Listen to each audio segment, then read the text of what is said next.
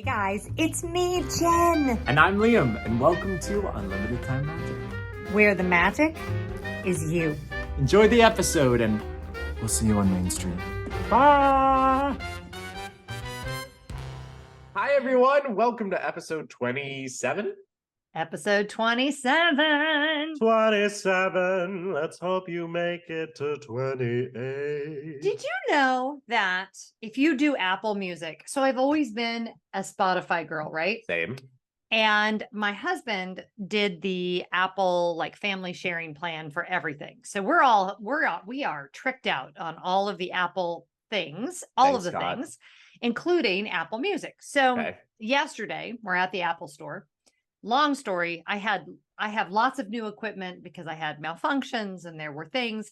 Thanks to Apple Care, it only cost me $32, but it was a whole thing. So Scott says, how come you're never on Apple Music? I'm like, okay, I'll get on Apple Music. So this morning I'm listening to it. It has lyrics. Oh, God, not Jen LaForge's lyrics. I now have personal Karaoke. 24/7 karaoke all the time. Your Oh, I background, know. though. I know. Cuties. So yeah, so that's what I can do now all the time. I'm just saying. And those of Wow. you watching on YouTube, I do have a brand new, this is just the regular 14, not the 14 Pro or Max or anything, with my clear case. So I it's very know. pretty. She's very aesthetic. I know it is very aesthetic. Well, good for you. I love going to the Apple store, but it is when you're there for a bad reason, it is stressful. Well, and you know Yeah. what was funny? They ended up having to, so I have an iPhone 13 Pro, and then I bought an additional iPhone 14. Right. It's a creator thing. Like I needed to have two phones for a variety of reasons I will not get into. So while I was It's her getting burner. yeah, well, I told the girl, she laughed so hard because I said, don't worry, I'm not a drug dealer. And she like stopped for a minute and then she laughed for like a solid 20 seconds. It was, You said my stand-up is also available on YouTube. I was like, Prime. excuse, and then honestly, Liam, I got a little insulted. I was like, I could deal drugs. Look at me. I could do it and no one would know in my birthday, in my duty and birth bag. I don't look like a drug dealer. I could be a drug dealer. You don't know. Anywho, what was the point? Oh, I was like, okay, what are we going to do when we're not doing the podcast anymore? I guess I'll just talk to my husband again. I'll write that down on a shirt. I'll just ramble on with Scott. He'll be like, don't you need to call Liam for this conversation? So I was like, as long as I'm getting the 13 or the 14, I might as well get this screen cracked on my 13 Pro, right? Because one of the lenses, the screen was cracked. It wasn't really causing a problem, but when you have Apple Care, why not get it fixed? Yeah. They take it back to the ER. I don't hear from them. Then they're like an additional 30 minutes, an additional 20 minutes. We're walking around our hoity-toity outdoor mall, which is always where the Apple store is, right? No matter where you live, the Apple store is always at the hoity-toity mall. So finally she comes out. She's like, I have good news and I have bad news. I couldn't get it to work. So I'm giving you a brand new iPhone 13 Pro. Here you go. For $31 with tax. I was like, that's okay. So I was like, okay, cool. But I realized I get a little attached to my technology, which is stupid and weird. I said, I wonder why. It's like your paycheck is sitting in your hands. No, meaning like though, I was like sad that because it's such like attached to me all the time. And when I'm filming and traveling and whatever. And even though what she gave me was the exact same phone. It was like a part of you is gone. Yeah. Yeah. I mean, it makes sense. Yeah, it was kind of sad. You were grieving. Isn't that stupid? I mean, no. I mean, it's also your coworker. Like it's true. It's true. It's my support animal. It's all the things. It's all the things. It's all the things. I welcome you, my friends, to episode 27. Was it? Yes. 27. Yeah, I'm so sorry. Well, Jen. Yeah. You went. What? 764, 23. And you know what? That's it from Home Alone. You know when he's counting? And he's like the obnoxious kid. He's like, yeah, sorry. Go ahead. What? Sometimes I'm working at Starbucks and sometimes I just go just to myself. But it's like you have to smile into it. So for anyone watching on YouTube, and you're just like, and you just scream it. welcome. As if we don't talk about Dak every single other episode. I think Dak is the top park we've talked about in all 30 Disney's episodes. Animal Full Kingdom. kingdom. Well, okay, I'm gonna do if I ever got hired by Disney to work in the theme parks as a Great. voiceover artist, which Yeah, is not outside of the realm not of at all. possibility. That could, I mean, I've never actually auditioned, so, but still. Welcome to Disney's Animal Kingdom. It's pretty good. Thank I you. do a bad impression of Simba in the Festival of Lion King at the end when he goes, Okay. no, when he goes, hi. No, wait, 1 second. I need it. Hi, it's me, Simba. That was really good. Yeah. And then he says some sort of line of like, am I in the right section? Yeah. And they all No, do. that was good. You could do that. That's really Thanks so good. much. I feel like each park has its own like tonal vernacular. So for a long time, it was like Animal Kingdom, the voice was always like an African accent somewhere from, in Africa. And that was the voice of Animal Kingdom. Studios is always like for a long time, it was like that directory voice. Yeah. It's gonna be in pictures. And it's something like that. And then Magic Kingdom was just like, whatever Dapper Dan is free. Well, I have a lot of weird ties to Animal Kingdom, which is super strange. Like people that I know, well, you, of course. And then we have, of course, our friend that we interviewed, our giraffe person. So I know her now. Then my neighbor, I told you, her cousin is Reed, what's his name, that was the artistic director for Festival of the Lion King and now is like the VP of Entertainment somewhere. entertainment at Disney. Like he's huge. So obviously, so you could get me a job and you didn't even well, the thing is, that? I don't really know him. I know his cousin, like So really, I know his cousin him. really, really well.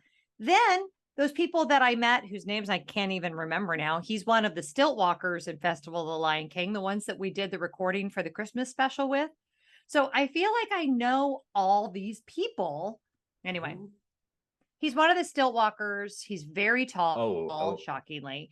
His wife also works for Disney. She works for we did a Christmas special with him. So yeah, that they were why. So their mom is friends with Brooke, and they were why we got in. So I was with them. She's Christmas adorable. special. I'm so sorry. I thought you meant the one that we did. Like no. When I remember when we went to the filming. By the way, did we ever talk about that? The back of my head and Brooke's head was in the Christmas special.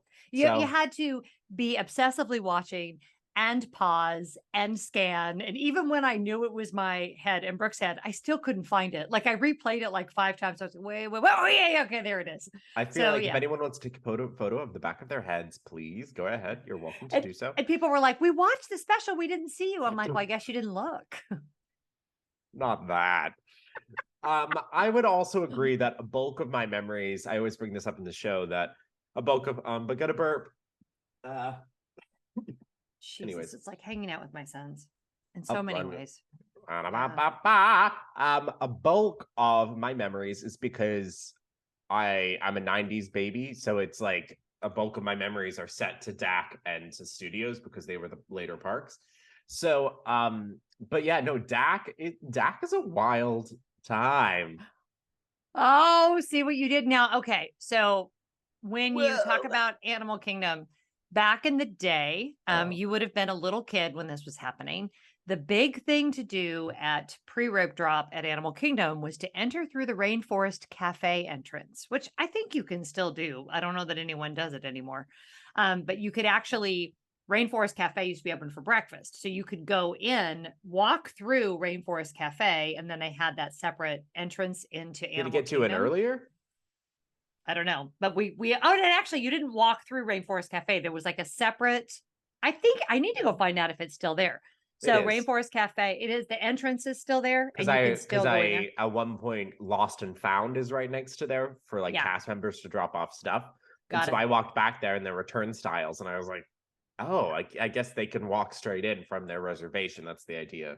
But I don't know that those turnstiles are still open at rope drop. They used to be. Oh, yeah. So I have no idea. The big hack was if you got there early enough, you could be like first in line there. And it actually spit you out, kind of cutting that whole first little section and put you out into a better spot. Jen and the tips. That Oh, might not good. be relative anymore, but We're going to talk about all the back in the forum days back in the prior forum to all days, the things. I mean, the coolest thing that I always get, like, I go through like YouTube Google holes of is the old boats. I Yeah. found the old boats that took you around. What, there was like 4 ports. Yeah. I think there was one for everything. So there was one in the Oasis, one in, I don't think there was one in Dino Land, but there's one in Asia, one in Africa. I think that's it. And it's funny, we never rode them. And I know that they were in existence multiple times when we were there, but I think it was just because it was one of those things that like it was It just easier might to as well walk walk. and it wasn't, I don't know, it just wasn't Well, it something that went through we, a few different iterations of like cool. At one point, it had a plot. It was like a whole kit and caboodle. But then at one point, Disney Mania took it over. So you would just play Radio Disney songs. And my favorite is because there was a bunch, once cast members, the OGs that opened DAC never left. Like, they were all Mhm. still there. So we had a few of them at Everest, and I would ask about it. I was like, they were like, yeah, nobody really liked it, but it And was that might still be, DAC was always such a focused park for us because it right. was never a full day park. And so this was obviously before Flight of Passage was there, or any of all of that. But we would Right, always do, well, when Everest opened, it changed a little bit. That was obviously very exciting when Everest opened. Like, I right. remember that like it just happened, and Everest just had its I what? mean, it's been open since '06. Okay, so yeah, a minute, um, a minute. But yeah, it was always just, and when you think about it, before that, as far as rides were concerned, you Yeah, had nothing. Dinosaur. You really just had, because Dinosaur opened with the park, did it not? Maybe it Yes. didn't. Maybe Yeah, I it thought did. it It was did. called Countdown to Extinction, but yes, Okay, so that opened with the park. Obviously, Safari opened with the park. It's Tough correct. to Be a Bug, obviously opened with the park. And then what is now Rafiki's Planet Watch? I think it was called something else, but it Oh, opened with the yeah. park as well. So the conservation Conservation station. station, yeah. I've always been able to go out there. But I'm trying to think. I Oh, mean, Navi, or not Navi River no, Journey, Kali Holly River Rapids, Rapids. it opened 7 months after the park. So Okay, I so mean, ish. essentially, yeah, I think it was open the first time we went. And I don't know what was Tarzan. Oh, Jungle Book. It was Jungle Book. Yes, we saw that. Yeah, I mean, really, it's funny because thinking of back on it now, was Festival of the Lion King, did that open with the park Camp or did that Mickey come Minnie. later? Maybe. I felt like it came a little later. Yeah. Just a little bit, like almost like a collie, like a year after, because I know that the Pocahontas show was also around. Yes. And this is obviously before Finding Nemo Oh yeah, way opened. before that. It's like And Nemo and Everest were kind of neck and neck. They came together, kind but of. I mean, people think it's not even a full day park now. Imagine back then, it Oh really wasn't a full day park. Like it was like a 3 hour park. And yeah, like if you got there when we would get there, so that the lines weren't bad, it was a very brief situation. yeah, and it's like, I mean, yeah, I could even argue even now, it's still not Well, but it depends because not a if zoo. you're standing in line forever, but Yeah. we enjoyed more before there was so much to do. And something I still think people don't really appreciate is like the Maharaja Jungle Trek Oh, the and treks in general have the best architecture in the whole entire the resort. the animal viewing is amazing. Like you Yeah. can see really cool stuff. So I think if you don't like the aviary is really cool. Like there's tons of cool things. And I say this all the time about Animal Kingdom. I think you should do two, if you can do two Animal Kingdom mornings, right? Do one to ride things and do one just to do the treks. Maybe you do safari, right? Is your ride that day, but do one that's purely to Look at the experience animals. the animals. Like it might even be fun to do one of the tours. Like I've always wanted to do the elephant one is Yeah, the supposed to be elephant really tour is cool. always really, really well reviewed. And it's not that expensive. And a lot of No. times you can get reservations day of. And it's just, I think as it got more into having more thrill rides when Everest opened, and then of course when all the Avatar stuff opened, it didn't. lose that, but you have to look for it a little harder if you want to Yeah, experience the animal conservation piece of it, which was the vision behind it, right? That was right. Joe Rohde's design. And I think if you just go into that park to ride the headliners and then you leave, you kind of miss the whole point of that park. Agreed. Agreed. Yeah. And also, I just looked up the date. We were right. Festival of Lion King opened a year after the park. Okay. Because I think Um, that was there. I think the first time we went, it had been open like a year. yeah, and Camp Mickey Minnie was a definite vibe. Yeah. It was the children's area of the park, hypothetically filled with Pocahontas. I think a lot of characters were over there. Mickey and Minnie were definitely over there. Yep. And it was supposed to be a substitute, like because the dragon's lair, that whole beastly kingdom was not they didn't have the money for it. So then they built this like kind of like temporary thing. And then they were like, okay, it turns out this temporary thing is gonna be the thing for a long Right. time. And then obviously when Avatar broke ground, they moved Festival of Lion King over to Harambe, which is such a better fit for it. Yeah. But no, I the coolest thing about like me doing like research during tour guide days for Expedition Everest was like the real like thought behind the park and the fact that like I always say that like there's some great food offerings at Animal Kingdom, Flame Tree Barbecue, which they actually went to places in the South to pick the best barbecue. Fun fact. Did you teach that to me? Oh, Mm-mm. then I learned that somewhere else. Yeah, your vegetarian friend did not teach you barbecue facts. Okay, she's a vegetarian, just like she is an influencer. I'm also her agent, so she has a weird team, Jen LaForge. She picks them weird. Your agent keeps gaslighting her. I don't. It's Foster's home for imaginary friends. That's who Thank you for no. You're like one of the only people that knew that because I'll also sit and hot bar and I go Coco, and sometimes when a child is like, I want a cake pop, and I go chocolate milk. Nobody knows what that reference is, but Jen does. I do. I do. What was I even saying, Jen? I don't know. We were talking about cool stuff you learned when you were doing your Animal Kingdom Oh, tour. when Joe Rohde and built the park, like I said, really great food offerings. But I say like DAC is one of the parks that you could probably like bring your food. Like it wouldn't be the end of the world if you brought lunch. Because there are so many different trails and pathways that just lead to a table. And you're like, what? You're like, this is the oddest thing ever. But suddenly you're in a very secluded spot.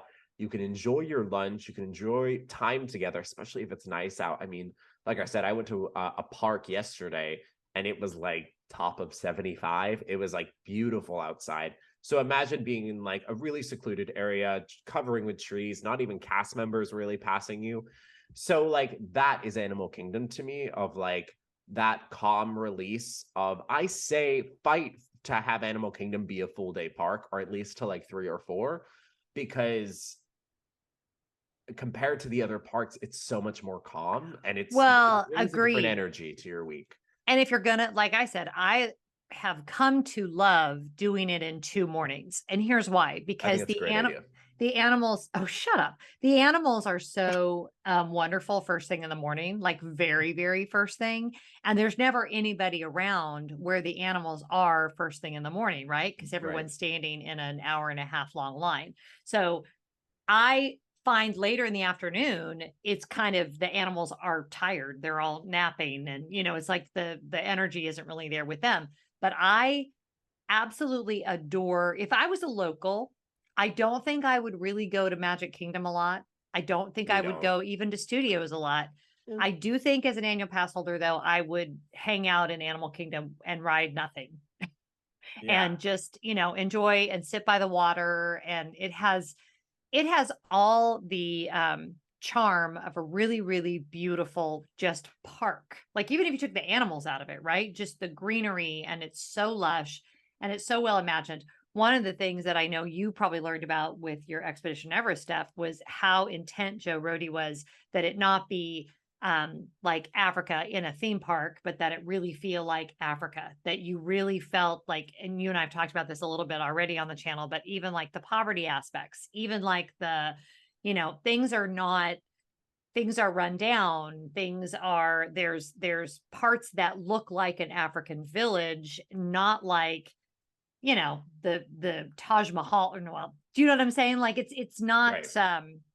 okay, so let's put it this way. Sometimes people go on safari in Africa, and there's different safaris that you can take. And I have many friends that have gone on different levels of safaris. You can go on the ones that are really kind of fake, quite frankly. They are super, super high end. Everything is very polished, everything. And there's nothing wrong with that, but it's not an authentic experience. It's Right. an experience done for tourists. I felt like there was some push in some different documentaries I've watched for Joe Rohde to make it a very cleaned up, commercialized version of Right. Africa. They And he was wanted a like, Disney version of Africa. And yeah, we're not doing that. This is going to look and feel like Africa. And I think the theming there is honestly the best of all 4 theme parks, I think, is in Animal Kingdom well, for they sure. wanted it to be a theatrical showcase of exploring the relationship to nature and animals through the lenses of a specific countries. Yep.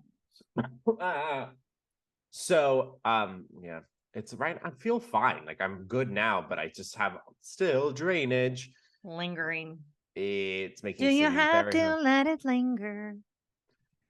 Whenever you sing, I think of the Miss Piggy noise that's going viral on TikTok. Wait, what is the melody? Do I do it for you? It's something like that.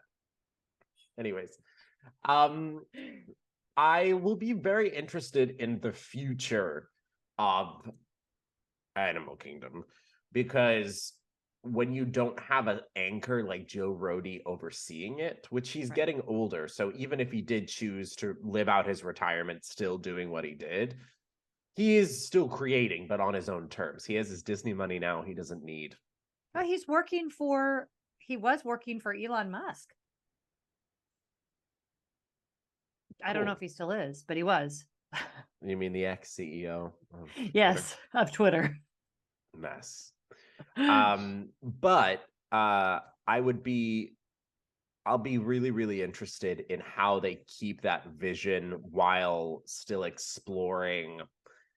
I mean, like the whole, we're going back to the Blue Sky Project. I'm looking up Weird. where is Joe Rohde currently working, because Where now I is feel Joe like I got Rohde? that wrong. I feel like I That's said crazy. If he's that he working was, for, oh no, sorry. He's not working for Elon Musk. He's working for Virgin Galactic. So that's what oh, he's same doing. He's thing, same heading that mega. up, kind of. Because I went into like rich men running companies, spending stupid money trying to go to space in my Yeah, brain, and I went Elon Musk or the Richard one guy who, Branson. Richard yeah, you're Branson. right. Who owns Virgin, So he is not working for Elon Musk. He is, however, working working for for Richard Richard Branson. Branson. So yeah, there you go. I Same difference. Same difference. I genuinely hope that they keep that. Like it's so hard because we're running out. They want to fill all the space in the parks that they have right now, and the one with the biggest space is Animal Kingdom. And so I think they're going to compensate for taking more of the chill vibe out to add more adventure to it or more thrills, which I understand that thought process, but we are going to see just how we literally in front of us, we saw the rebranding of Hollywood Studios and the intention of Hollywood Studios change, which I think ultimately they had to make that change. It's not something that they were artistically left with. Versus Animal Kingdom, they could keep going with that chill vibe. They could continue to create under that umbrella. But I think because of the popularity of Avatar, just as an attraction, fun fact, they built Avatar, and I remember this. They had opening day, and they were expecting to be rocked. Like they were expecting to be ready. Long story short, Avatar didn't do as well as they thought it would do. Oh wow. It did very well. Like it did well for themselves. And opening day was still exciting, but they were expecting Star Wars level crowds for something like that. Which I didn't understand that then, only because then this was always the thought that people said, this wasn't like an original me idea, but when you have a film that does not have a Star Wars level fan base, Why would you expect the same numbers? why would you expect a Star Wars level reaction? That Now, doesn't, you need the fans to make that the happen. minute that Disney takes Marvel fully for theme park rights, we're out. Each and every one of us. We're all still in the parking lot. Like we're Yeah. not anywhere near that. I still, because I went to Universal yesterday and I was walking through their Marvel Land and Marvel Island, I think it's called. I genuinely was like, I want to be alive for the day that happens. Because it's going to studios. We all know it's going to studios. I think they're just waiting. Genuinely, I think they're, because I thought about it from last week's episode of like, what would take over that animation courtyard? Marvel. If we ever had Marvel. No, that makes sense. That's our Avengers campus. And you have a lot of very large buildings that can be reconfigured to whatever you want. Like like literally, I'm always thinking because Disney thinks this way, right? Architecturally, what do we have that are large cavernous spaces that we could blow out the inside of it and do something different? Animation courtyard, that's all you have. Because you have Little Mermaid, you have what's now the Star Wars meet and greet area, you have the Disney Playhouse thing. Like there's literal parking garages. There's nothing, because they were sound studios. So you have nothing but sound studios over there. Go crazy, get rid of that horrific sound system you have in the Voyage of the Little Mermaid and just move on with their lives. So bad. Poor Ariel. friends of Ariel that have to work in that studio. I read that. It's also filled with mold. Anyways. Oh, it's terrible. That's what I mean. When people are like, Voyage coming back, I'm like, I don't think it is, baby, because that building, crusty as hell. Not that anyone asked.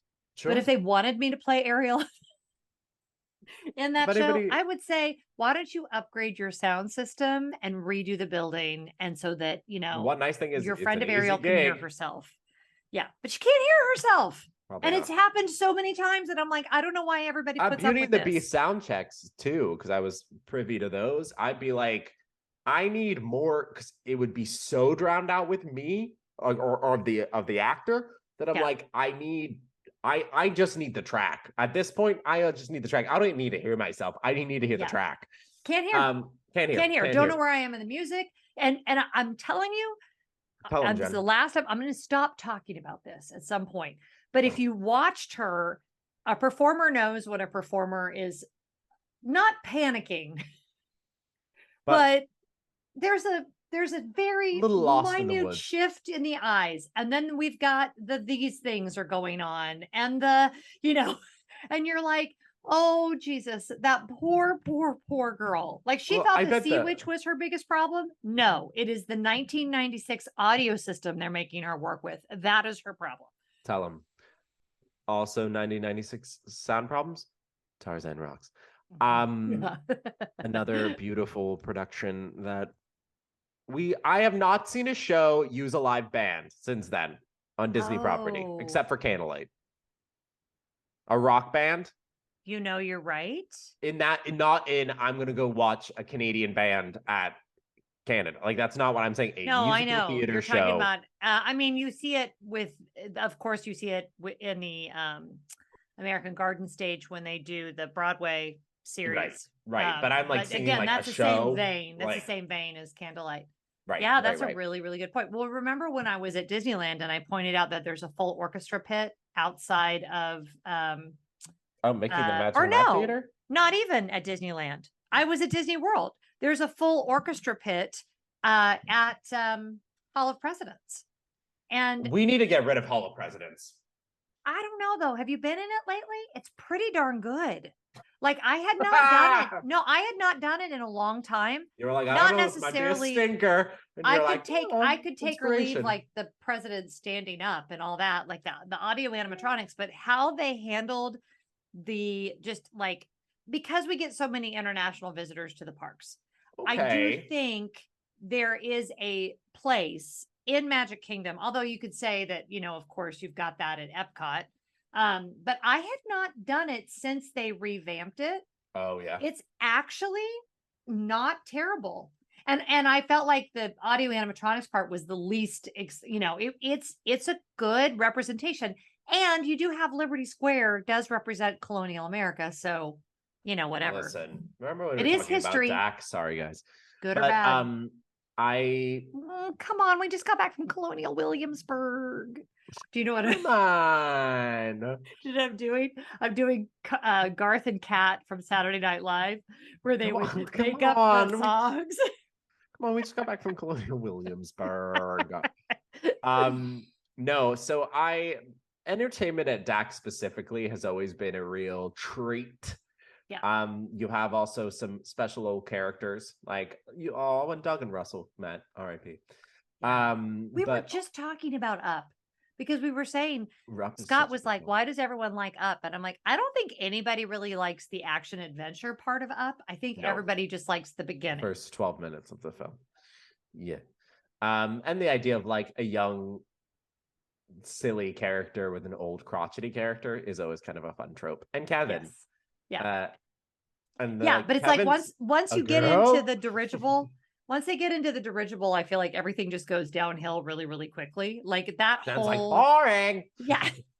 It's like it's supposed to be the exciting part. And I'm always like, like you could have made that whole film without that part. Like just make it about. But at the same time, with that in mind, if I was an Imagineer, I'd be like, oh, that would actually be a cool idea for like a dark ride. No, like, it would. Like the action part of Up. Yes. I feel actually like you could do if you did all of Up as a dark ride.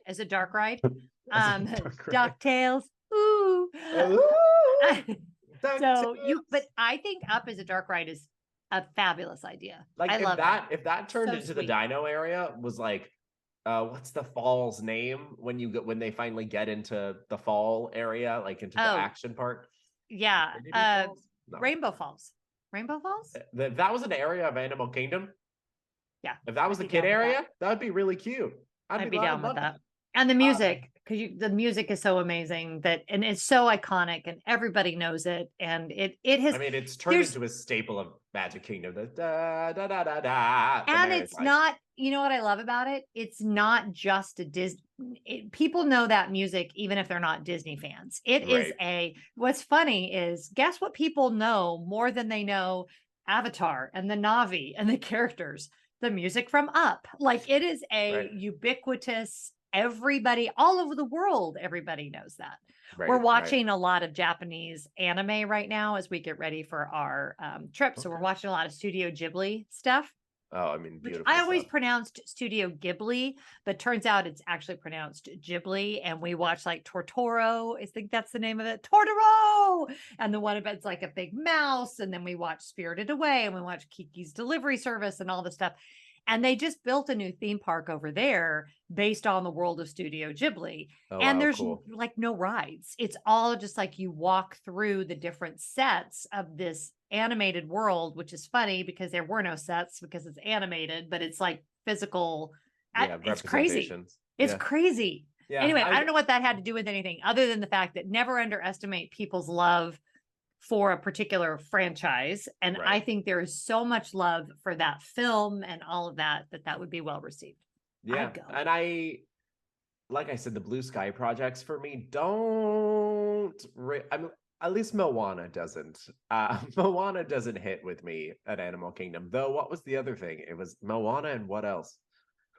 The Blue Sky project. I can't remember. Oh, Zootopia. It was. Now, Zootopia makes sense for all the mother truckers who are like, Zootopia doesn't make sense. It's animals. Calm it totally down. Makes sense. Zootopia totally makes sense. And by the way, Zootopia is a very modern story. Very well. It was really ahead of its time in a lot of ways for the characters that it introduced, variety of different things. Like that is a good story for today. I would be on board with Zootopia. It's good so for good kids. For kids. Yeah. And you can make it an action-packed adventure. So my guess is the Zootopia ride will probably go where Dinosaur is. Yeah, it's such an iconic Disney story too, right?